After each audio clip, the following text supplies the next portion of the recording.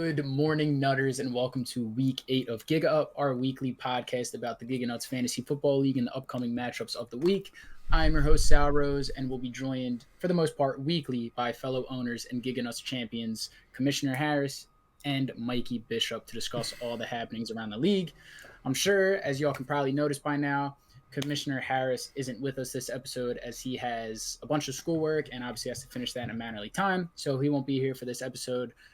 As you can tell, we also do not have a special guest because our league sucks dick and everyone's lazy. So, yeah, anyone watching this that saw the cue or the quote in last episode and just decided not to say anything, you suck. Jay, I'm calling you out because I asked you today and you just kind of just kept playing it off. You suck. Did I ask anyone else? I asked I don't know, but CJ. y'all all suck. I asked CJ. He sucks. CJ sucks. Mark Bell Mike sucks. Bell sucks. Everyone sucks. But we'll ignore that. So for this episode, it'll just primarily be a me and Bishop yap session with some Kyle input as he pleases. So with my little rant and our intro out of the way, I say we get right into our game of the week, which for week 8 will be Luca versus John. Yeah, I mean, how exciting to have a game of the week that doesn't feature a D2 opponent for once. That's exciting. Gonna be a good week. I mean, winner of that owns the number one spot in D1 right now. Luca's team on Luca's end, I think he's looking good.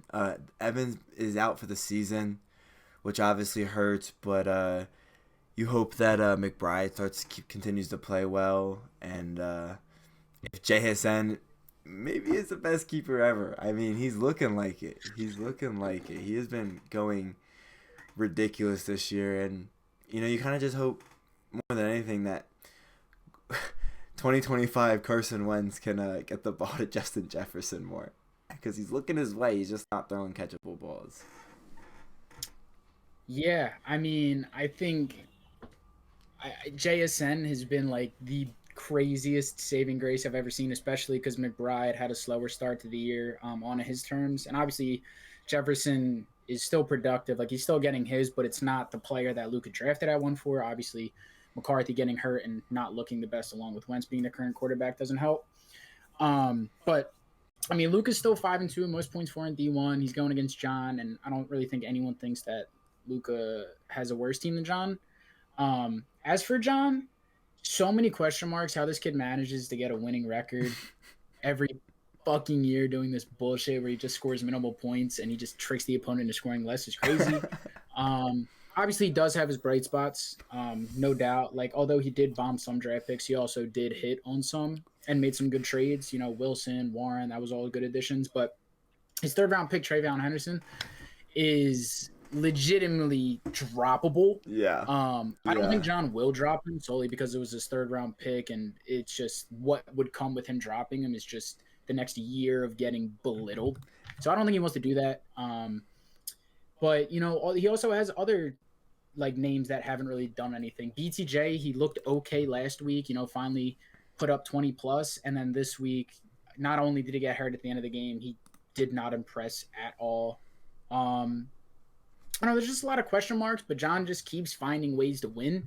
Not sure how. So you can't, I can only talk so much shit on a team that's 5-2. Clearly something's going his way, and they're both 5-2. Like Bishop said, winner takes D1 for the time being, and it should be interesting. Luca has question marks as well within Kamara, and is Henry back this week? Right, his bye was last week. Yeah. Yeah, so we'll have Henry. I'm not sure who they play, but I do know Henry's schedule gets a lot easier down the stretch. So I do think Henry will be a little bit better, but Kamara is extremely scary. Kendrick Miller just tore his ACL, so That could be huge. that could be huge. I'm not honestly sure who their third trainer was, so I was looking at it could him be good on. for Kamara. Yeah, I was looking at him You on know who it is? Sleeper today, and he's not one special, bro. He has like 3 carries all year. Yeah, so Kamara could get a ramp up. We'll just have to see. It should be a good match. I mean, obviously, nonetheless, it's game of the week for a reason, so it's exciting nonetheless, especially with D1 top seed being on the line. Yeah. Moving. Oh yeah. Just Sorry. before, just to say something about Trevion being in droppable territory. John's 6th round pick was Caleb Johnson. So if he drafts two rookie running backs in his top 6 rounds and he's dropping both, bro, like he's not hearing the end of it. And No, I, no, because he's yeah, go ahead. no, I just think that I mean he won't drop him for that very reason. Yeah, and I think the only reason that we're not really dick riding John about dropping Johnson as much as we have is or as much as we haven't is because he traded for Jalen Warren, so it kind of just you see a Steelers running back in that lineup, and you're like, okay, you kind of just forget that he drafted Caleb Johnson. Um, that's not going on the radar, buddy. And Travion will soon find a home on the waivers. You will, bro. Oh, Moving along to our second matchup of the week, we have our production team manager right here, Kyle, going against CJ Rossi. Now, in this game, very scary for Kyle. We will address the obvious. If he loses this, he will move to an even 4-4, which at the pace of D2 is selling territory, dare I yeah, say. yeah, I think if you drop 4-4 in D2 right now, especially with a team that could get as much good capital back going into next year, Kyle's probably just going to be in a position where he has to sell. Along with that, CJ's team is good. Like no one's doubting CJ's team isn't good. Kyle has so many buys going against a pretty good team in Rossi's. You know, he has. Let me just double check so I don't want to mess up any names. This week alone, he has his wide receiver one in Amon-Ra done, wide receiver two in Devontae done, and Cooper Kupp as his flex on bye. He's currently plugging in Marvin Mims, Jerome Ford, and Tez Johnson with Marvin Mims. Cortland Sutton is also his wide receiver one this week. So that is a lot of Denver Broncos. Not sure how anyone would feel about that. They are yeah. going against Dallas, so fucking anything's possible. But yeah, I mean it's really scary for Kyle going into this week, especially going against Luca next week, if I believe. So he has a chance to go under 500 in these next coming weeks, which is automatic. So Yeah, I mean, right there, I mean, that's the big thing with Kyle going into this week is that not winning this week puts you into a territory where you could go under 500, and you're absolutely right that Kyle is you're in selling territory if you're even in D2 right now. He has great capital, or not great capital, but great assets in Saquon and Amon-Ra and Sutton and Adams. He just doesn't have enough because of I mean, how else you want to be selling if he had enough, you know? yeah, So it's really interesting to see what happens the coming weeks for him. On CJ's end, bro, I mean, it's a bad loss like last week to Jay. I mean, it's really bad. I mean, love that, did you see his part in the Nutter? That shit was like size 6 font, bro. Like I bro. Yeah, they tore open, bro. Yeah, and understandably though. understandably, I mean, it's a bad loss, and you do see the similarities to last year, where he Yeah, starts off looking honestly pretty good. I mean, he only was, what was he? He was only 3-3 heading in the last week. You blamed it on CD. You blamed it on CD hasn't played since week 2. But now it's like, oh man, wait, you had CD and CD dropped 24. Uh, you just kind of hope CJ's pieces around CD can kind of start clicking more. If Genty could be more consistent, and if Skin Marks could be efficient with the football. You're really yeah, banking on that. yeah. So I mean, we'll see. We'll see what happens with him. Yeah, I think just one last thing is my entire segment on this matchup was kind of just talking about if Kyle loses here, I think we see a sell. And Kyle is in a bad spot with all the buys for this week, but it's not like this game's like Rossi's going against Liam. You know, Kyle still has pieces that can put up 20 a pop, and everyone will be like, okay. So Rossi still can lose this match, although Kyle's team is kind of stretched thin right now. If Rossi loses this, the same thing applies to him, but to a greater extent. Because then you drop down to 3-5 Yeah. in a D1 that is finally starting to find their footing.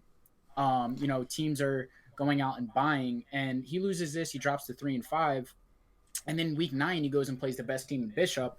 That's nearly an automatic L. You go from what 3-3 to 3-6 in a span of 3 weeks, and he has valuable pieces on his team. He can get a lot of draft capital going into the new divisions. He'll still have a great keeper in Genty in the second, T Mac in the fourth, whoever he chooses. So I think this honestly is whoever loses this is more than likely going to be. Actually, whoever loses this is going to sell. I'm just going to say it like that. There's no maybe. Whoever loses this game will. I would put 99% faith in saying they will end up selling either after this week ends or somewhere during week 9. Well, and that leads me to a question for Kyle. Whereas, Kyle, if you do end up losing this week, but you finally see Saquon return the form, you see him have that 150 touchdown game. I mean, what position does that put you in? Because you're going. I mean, my 1-2 is finally starting to click, which is probably the missing piece that we never talk about. Is that if Saquon was being Saquon, Kyle's team looks completely different this year. Yeah. You know, that would kind of put me in a hard spot. I've been thinking about it a lot after this week. Like, going 4-4 in D2 is going to be really hard to come back from this year. There's a lot of good teams. It's really competitive this year. But if Barkley does come back to Saquon does start doing Saquon things, then it's going to be real hard to give up on this team. Absolutely. I mean, I agree. Building off that question, yeah, say Saquon puts up 35, but like Bishop said, you still lose. Would it make the decision a little bit harder or easier considering Saquon will be on bye week 9 against a good team in Luke? Like, how would you approach that situation? Even if you lose this upcoming week, do you have like kind of a plan knowing he's going to be out next week? If he does start putting up numbers like that, that would be better for me if I were to sell. Yeah, obviously, you get more I value would regardless. maybe be able to get some more value out of him. Obviously, he's still Saquon Barkley at the end of the day, so he's going to have those games. It's just a matter of when. And when the Eagles offense can figure it out and get him going. But that's a whole separate thing. But, in a fantasy league with all Eagles fans too, that's got to add at least another round to the value. You know, like you're getting them around more expensive than every other league with Value Max. Everyone wants to watch the Birds on Sunday and watch Saquon hopefully do good. But yeah, we appreciate the insight, Kyle. Thank you very much for hopping in here and saying some more. We'll have some more questions for you down the line. Yeah. Definitely let me know. Yeah. Moving on to our third matchup of the week. This one involves myself. We have me versus Dan. I mean, where do I begin? This could have been game of the week. This could have been game of the week, truly. No, I mean, talking about Dan's team first, I think his team is very interesting in the sense that, like Jay's team, I think he still has some assets he could get mid-round capital for, or even try to get maybe a little bit higher capital with trade backs and whatnot or trade ups. Yeah. But he doesn't seem very urgent to do so right now. With guys like I'm thinking like Calvin Ridley or Chase Brown off the top of my head, like yeah they suck, but they have that name value right now where you think that they could be better. I mean, Ridley and Brown were both highly touted going into the draft. So some guys' opinions just maybe haven't shifted too much, and they think they could catch on later in the year. So it's very interesting to see what his plan is. I mean, obviously he's gonna keep Judkins. For you, Sal, I mean, tough loss last week. Obviously, it's against a good team. Against a great team. Trust me, I know how that feels. You know what I mean? Boys came out and fought. It's it's not like we put up a stinker. Curry's team just played better. Yeah. But I think your team is on such a great trajectory. I really do think that you're at the very worst right now, second best in D1, and I think that's right myself. Yeah, I think that you could very easily jump up. I don't see you jumping down right now, especially if you make a few trades to help bolster some things around the edges. Yeah,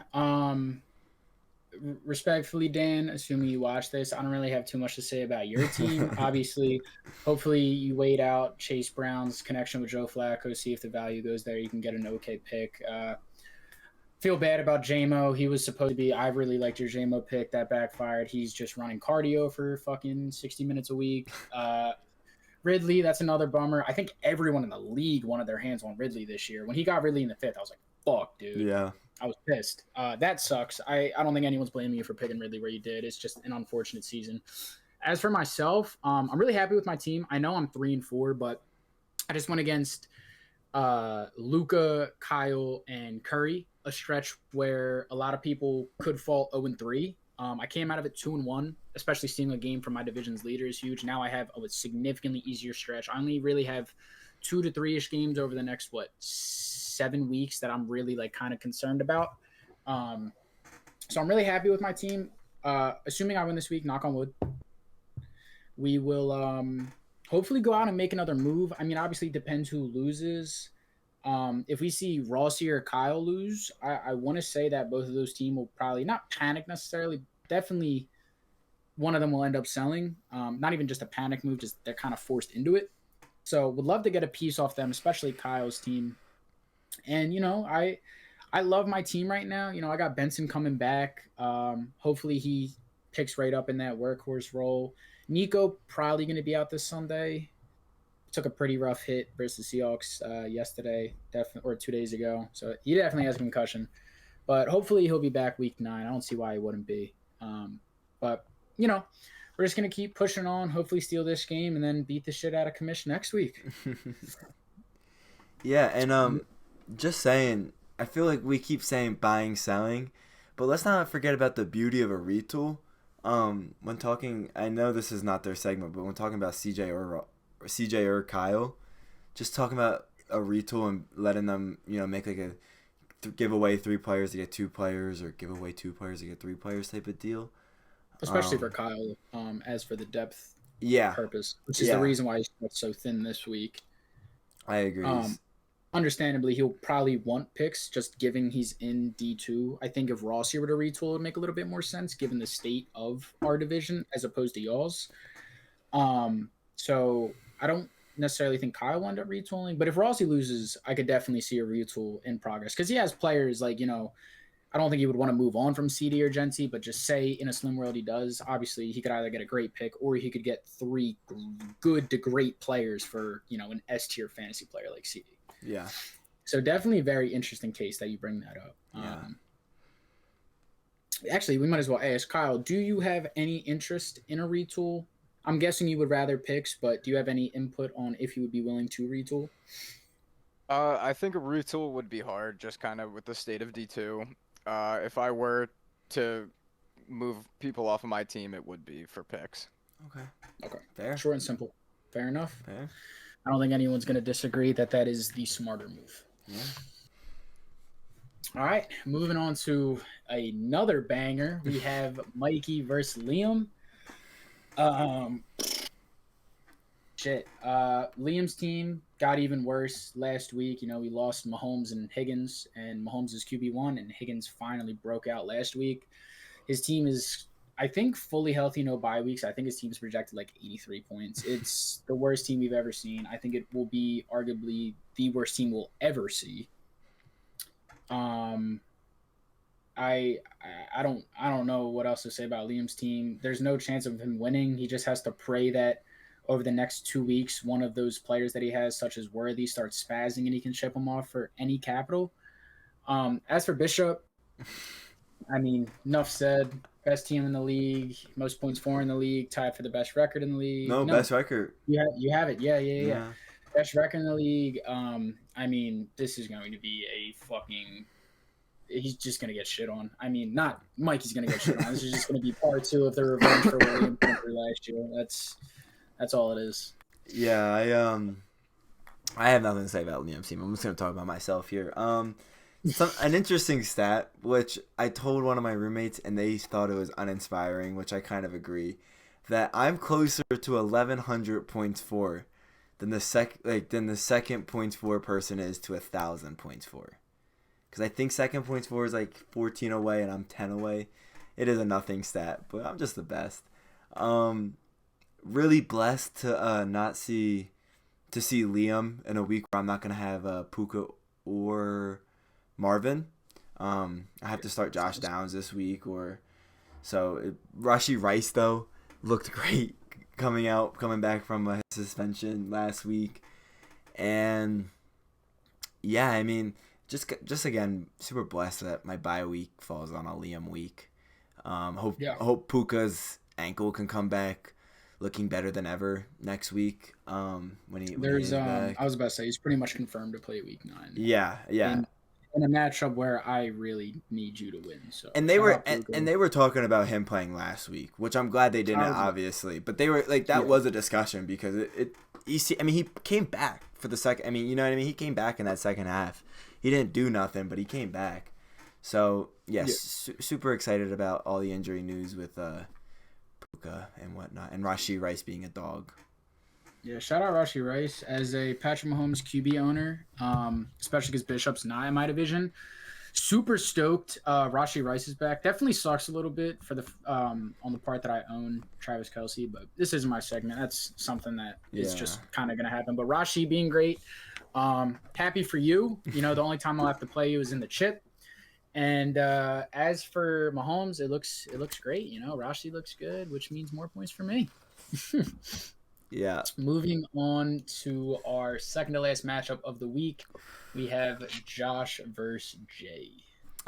Oh, the third banger in a row. We can't keep doing this. How do we keep doing it?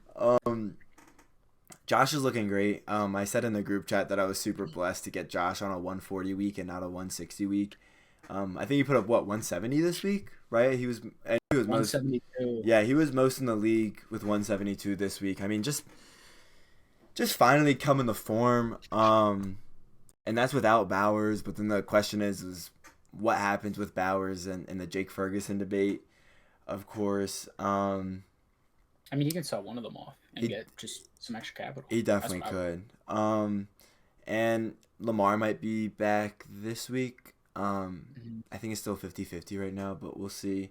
But when he comes back for Josh, it's just gonna make these 172s turn into 182s, you know. So Josh's team is looking very good, and Jay with an upset win over CJ last week. He's now one game back from third in the division.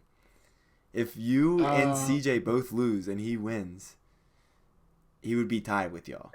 No one's worried about just saying. Worried about the playoff I'm picture. just but saying. I know we said it last week. I was talking to him today. I am extremely impressed in his managerial accomplishments this year. Not only has he handled his trading and his drafting the best I've seen Tuck do it, he has also just done wonders for me. You know, like I can't really put into words how important Jay beating Rossi on a week that I lose is. Like when I saw that I was probably gonna lose to Curry, I was like, "Fuck, this sucks." I'm gonna be a game behind Rossi, and he's 1-0 against me. He started checking into sleeper. I'm like, "Oh my god, Jay's gonna win." So for that reason alone, Jay's a fucking green light in my books. Shout out Tuck. He's done great things this year with what he's been given. Obviously, his team still sucks, but you know it should have been so much worse. Yeah. As for Josh, I think Bishop kind of hit everything. His team's great. Some shitty bye weeks this week. He has to start Hubbard and Dowdle, which is fun. But that honestly could be sustainable. Who knows at this point? And he's going against Jay, so as much as we're talking of Jay's team, there's really no reason that Josh should sweat this game. And in, you know, you look back probably 2-3 weeks ago, I think we had conversations about Josh selling. Yeah. If Curry loses this week, or I'm sorry, if Joey loses this week, I believe Josh will be the 2 seed, which is pretty exciting for himself. 3 seed. Yeah. 3. Okay. Regardless, he'll be back in that playoff picture. With a team that I feel like is still capped, like you said, with Lamar out, and he also has a clean draft outside of that third, which kind of sucks. So he can go spend like a 5th, 6th or something just to get like an extra guy. Go and get himself like a really nice flex play. So I think Josh's team is extremely scary, especially when Lamar comes back. And if Bowers comes back after the bye with his knee feeling healthy, which should be next week, things could look extremely different in D2. I feel like because of the injuries, we've kind of not forgotten about Josh, but like this was what I would say was the best team preseason and also like the first 2 weeks, I think everyone thought Josh was the best. Now it's Bishop, but Josh's team kind of went under the radar, starting to climb back. And when Josh's team is healthy, we see what it can do. It beat the shit out of me, beat the shit out of a lot of people. So I'm very excited to see what Josh can do. Yeah, and one last thing about Josh's team is that, he has a lot of question marks that used to be exclamation points. The whole Rico Dowdle, Chuba Hubbard thing is probably going to be a question for the rest of the year. Oh yeah. Aaron Jones is coming back, so now what is Jordan Mason gonna look like, right? And then Kenneth Walker just saw his worst game of the year, where Charbonnet stole like all the touches when Charbonnet's been one of the worst backs statistically in the league. So it's really interesting to see how there's like 3 different real communities, and he owns 2 of them fully. Every like one, Yeah. I mean, I'm looking at K9 here. He has 2 games this season with at least 50%, one of those being directly on 50%. He only has 1 game over 50% snap share. Wow. And this past week, 2 out of the past 3 weeks, his snap share has been 44, and then that outlier was 35. So things are looking bad. He still got 17 carries last week, which is nice, but they were also in a running game script. Because Houston's kind of just pitiful right now. As you go down towards the schedule, they still have both games versus the Rams coming up. They have Minnesota in a couple weeks. They have Indianapolis. Like, they have a pretty shit schedule coming up. And I think the fact that Charbonnet is just the guaranteed goal line back at this point, it is definitely scary. So good catch on that, because I would have completely forgot about that. And DJ Moore has just been incredibly underwhelming. Yeah. So. Yeah, I think Josh definitely does need a buy, especially because, he doesn't want to give up on this team. His team's still gross. But he definitely does have to figure out at least a flex. I think Josh is in the biggest contention of like retool, where he can give someone like a Kenneth Walker away and maybe like a pick for like just like a little bit better of like a receiver upgrade. Just someone that's not in a committee. Yeah. Anyone that doesn't really have to worry about missing touches. Yeah. I definitely agree. A retool would fit him the best. And moving on to our last game, this is actually a good one. Sorry for the back-to-back-to-back absolutely fuckfest that we just listed off. We have Joey versus Ryan. Winner of this game goes to the 2 seed. Yeah. Yes? No? Yeah. Winner of this game goes to the 2 seed. Loser of this game drops to 5-3, and depending on who loses, could get knocked out of playoff contention for the time being. If Curry loses, Josh has that win over Curry already this season, so Curry will drop to the 4 seed in D2, which in D2 is just something that is not where you want to be. It's extremely scary.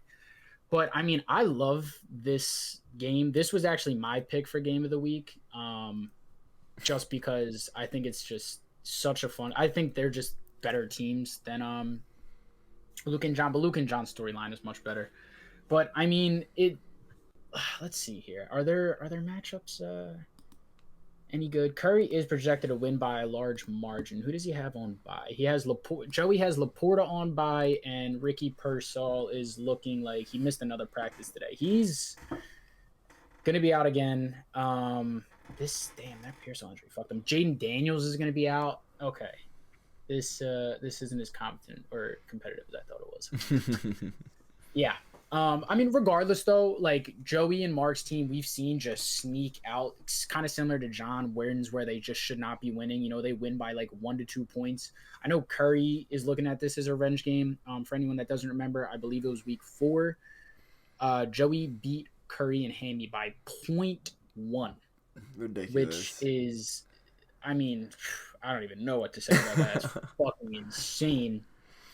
The more I look at this, I have a astronomical amount of questions about Joey and Mark's team, especially with Pearsall getting hurt. I feel like we've kind of given them some lenience on their depth category only because Kyle's is worse. I feel like if Kyle had a little bit more depth, we'd be talking about Joey in the same situation. I don't know if you have their roster up right now, Bishop, but their depth is extremely concerning. Yeah. And then as for Curry, it's almost the complete opposite. He has an absolutely loaded bench in terms of like kind of just like plug and plays. I mean, not as loaded now that Tajay Spears has taken over in Tennessee over Pollard, but still, it's it's just an exciting matchup. Curry still has his guys in it, Buka, Bijan, all them, Javante. So it's going to be interesting to see how this one plays out.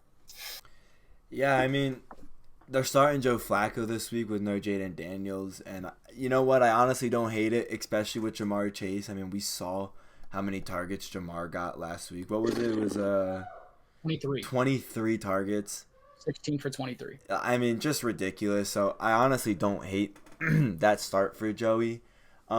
Just something super big though for their team is that they started the season 4-0, and they're at a risk to be 5-3 and heading in the week 8. I mean, we needed to mention this. I'm glad I just remembered it. We're doing power rankings this week again, so we can yes. so.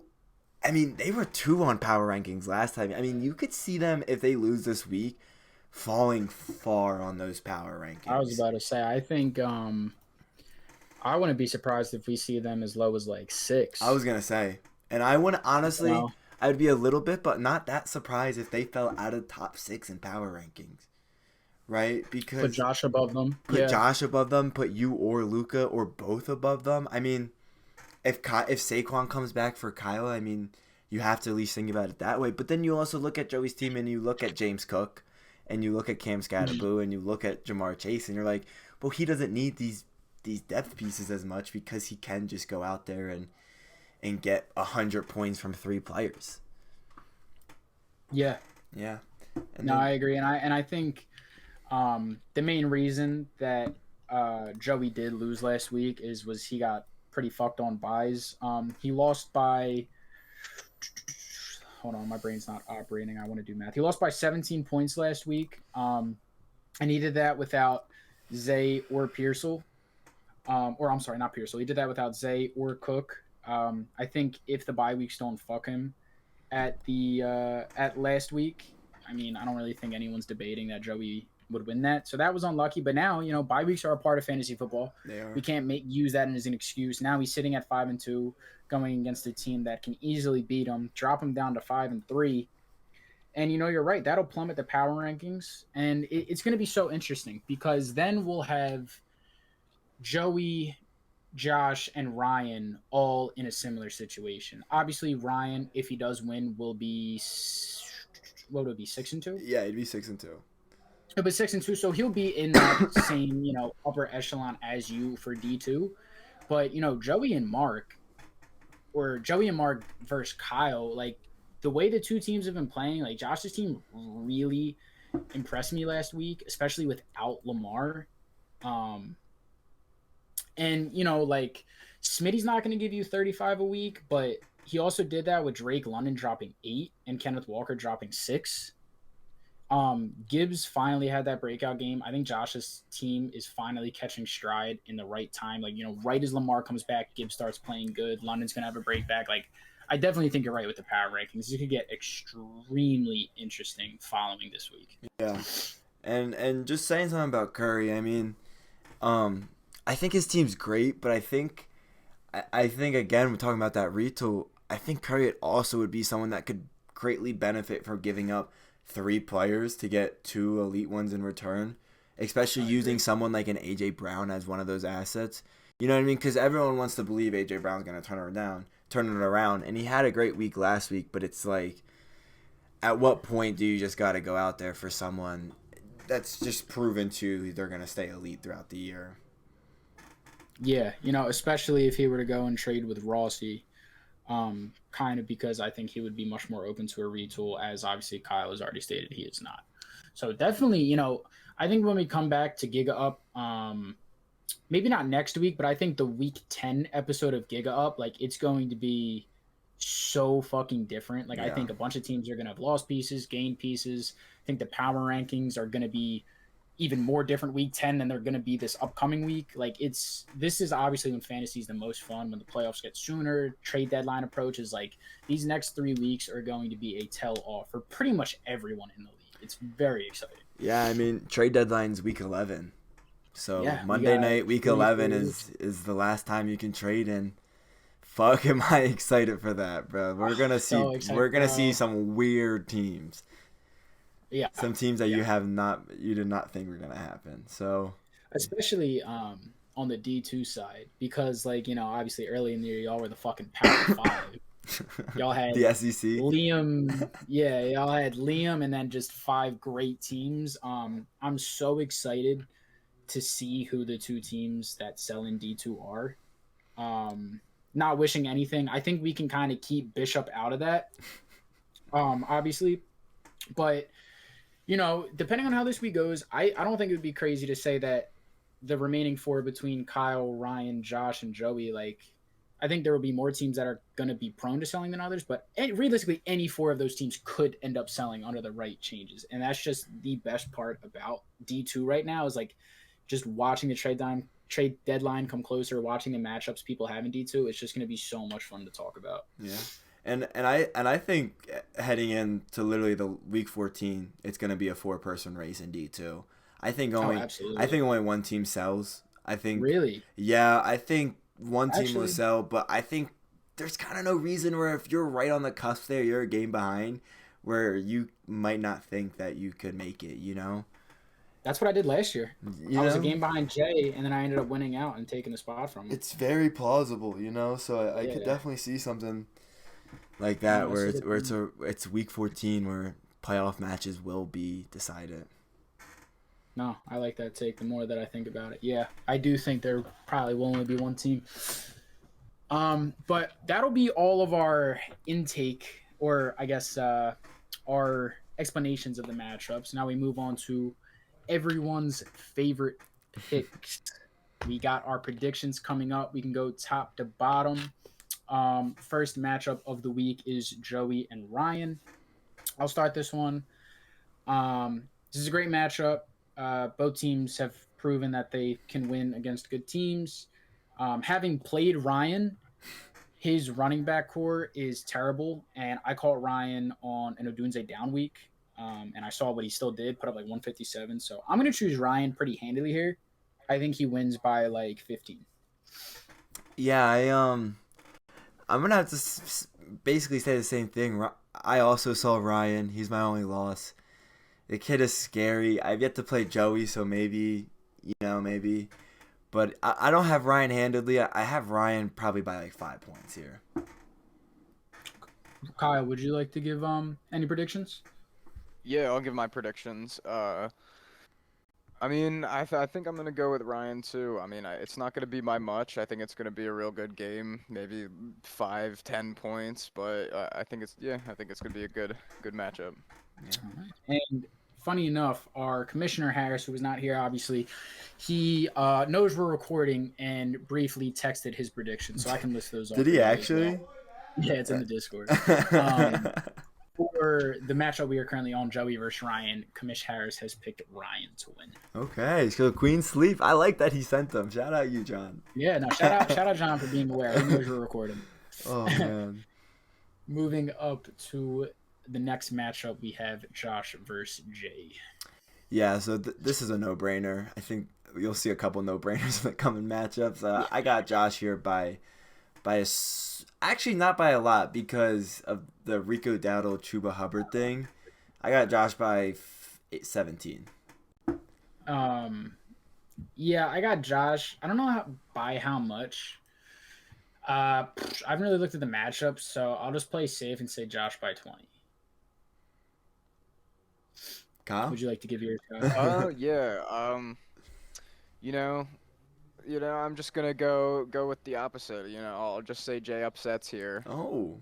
All right, fuck I don't know, it, yeah. dude. I hate to go I like against it. my fellow D2, but like, why not? Everybody else is going with Josh. You also need to go If Josh against it. loses, help you tremendously, Yeah. And then for this mashup, John had picked Josh to win. Yeah. Moving up to our third matchup, Mikey versus Liam. I'm not even going to say anything about this game. I got Mikey by 75. Bishop by 100. I also have me by 100. Actually, I have me by 125. Honestly, I don't hate that. Obviously, John also picked Bishop. Shocker. Moving up to the fourth matchup, it is myself versus Dan. Yeah, I mean, yeah, this is Sal here. His team's trending upwards. Dan's team's trending downwards. So I got Sal by a smooth 25. Yeah, I got myself. What I will say though is that Dan does still have some pieces that could randomly break out, so it's not as comfortable as I would feel. Obviously, going against like a Liam. Um, so I do want to shout out Dan. He's had an unlucky season, but I still have myself winning. Yeah, I mean, I do think Dan's gonna get a win at some point in this year, Yeah, but it's not gonna be this week. I got Sal by at least 30. Oh, I think Dan beats Jay the second time around. I agree. That's when I think. I I like don't know. it. I don't I think like Dan that. plays Liam. If Dan plays Liam, there's his win. If not, I do. I don't think Jay sweeps Dan over the course of the season. Yeah. Now, moving on to a matchup John's that pick? is. Oh, shit. Myself. Yeah. Don't pick myself. Don't pick self. Sorry. Just needed that These on ones the don't even record. matter, bro. Just Like, needed that on the Liam record. versus Mikey, bro. Liam versus Mikey. Like, me and Dan's like, you know, you can make a note. Same with Josh and Jay. Liam versus Mikey, bro. Fuck that. Anyways, moving up to our second to last game, we have Rossi versus Kyle. This one I can actually put like a little bit of effort in. It's still a rough game for Rossi because you know Kyle's stars can still win him a week. Obviously, we haven't really seen it out of Saquon. I don't even think he has a game over 20 yet. But going against the Giants, especially considering what the fuck just happened 2 weeks ago versus them on Thursday Night Football, I think he's gonna go crazy. I don't know if it'll be enough to win unless he puts up like 40 because unfortunately, Kyle, you are stretched extremely thin. You got fucked with bye weeks. And you know, Rossi's team's been inconsistent, but I think his team's good enough to get it done this week. I got Rossi by 8. Yeah, I think it's kind of similar to Sal. I think Saquon could go off against the Giants, but I also like the other matchups Kyle has with the two Denver receivers playing the Cowboys. You know, I mean, I had George Pickens, who's a wide receiver too. I mean, I think that's going to be a high scoring game. I also think Kittle bounces back this week.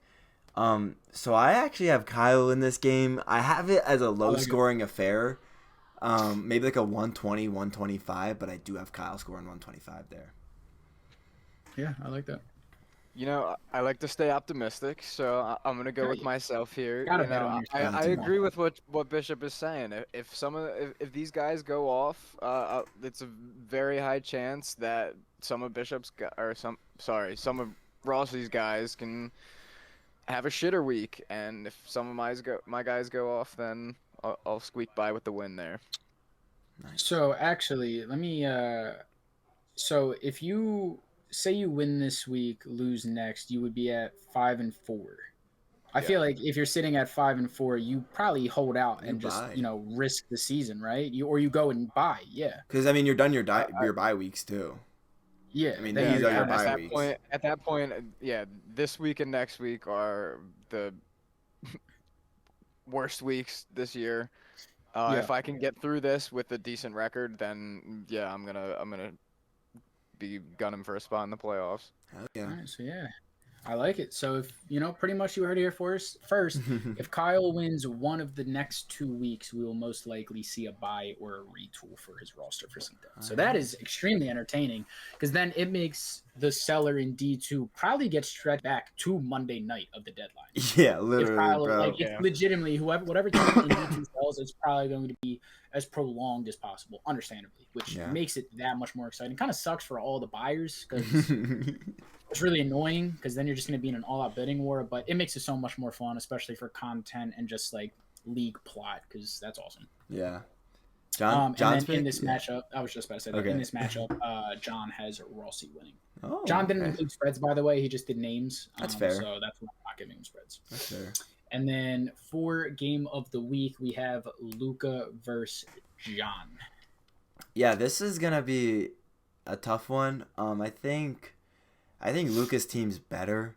I think John's team squeaks out wins, but I don't know if he can squeak out a win against Luca here. I have Luca, but probably only by like 13.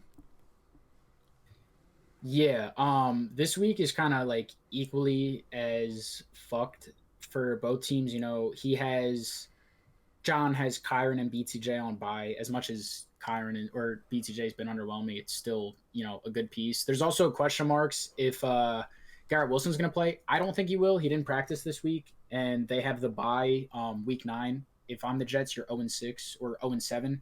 Sit your best player. No reason, especially for a knee injury, high risk of re-injury. Sit him. Luka has JSN and McBride on bye, but I think Luka's depth is significantly better than John's.